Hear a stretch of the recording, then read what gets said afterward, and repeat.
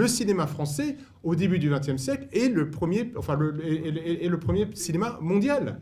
Et quand les Américains, à la fin de la Deuxième Guerre mondiale, nous proposent le plan Marshall, avec Bloom, avec les accords Burns-Bloom, eh bien, on est obligé, ils nous obligent à mettre à distribuer des films américains en France.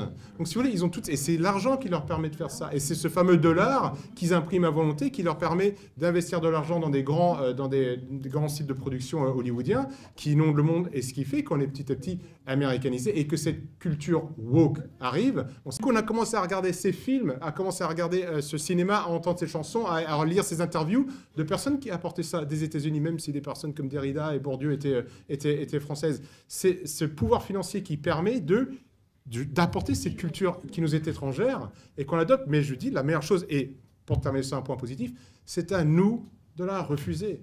La France, moi qui ne suis pas né ici, je peux vous le dire, a des patrimoines culturels les plus impressionnants du monde. Hein, franchement, les Français doivent être fiers de ce patrimoine culturel. Il n'y a pas beaucoup de peuples qui ont autant d'une richesse culturelle aussi importante.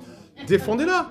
Défendez-la à travers la langue, à travers la musique, à travers l'écrit. Les gamins, il faut leur donner des auteurs français. Européens, il y a plein de belles choses, mais c'est à nous de défendre notre culture parce que si on ne le fait pas, la simplicité va aller vers les McDo, vers le wokisme, vers tout ça, quoi.